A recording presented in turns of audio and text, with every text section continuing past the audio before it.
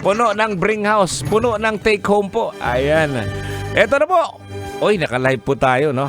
Sa Love Radio Manila page ba to? Boy P? Or sa aking fan page lang to? Ayan. Tingnan po natin. Kasi, ayan, wala. Alright.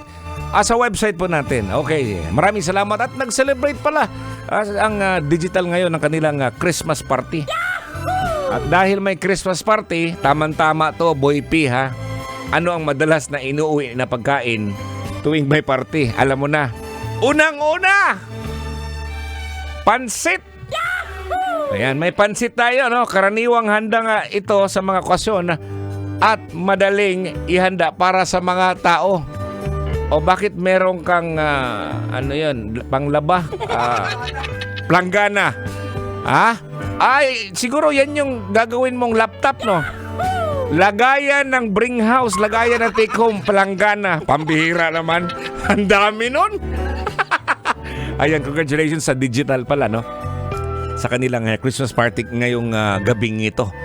At pag-uwi niyan, laptop at saka cellphone, siluping puno. Okay, may pansit na. Kung sa probinsya yan, may bami. Bami ba? Yung may pansit at saka sutanghon. Ang pangalan sa amin yan, sa mga Bisaya, bami. Meron ding tanghon lang. No? Tanghon lang. Sutanghon ba? At siyempre, pag merong lechon manok, nako. Pag medyo yayamanin, siyempre, merong lechong baboy. Ayun! Grabe, ang sarap nun.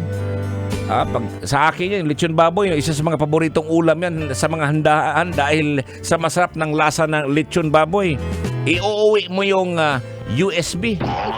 Alam mo ba yung USB? USB ay ulo sa baboy. Ulo sa lechon baboy. Nako naman, no? Pinag-usapan natin dito pagkain. Parang gusto ko nang umanay ita. Gusto ko nang kumain. Ayan, Merry Christmas po. We only have ilang days na lang po. 11 days na lang at Pasko na po. Sana handa ka na sa pagiging single mo. Malamig simoy ng hangin. Sasakyan si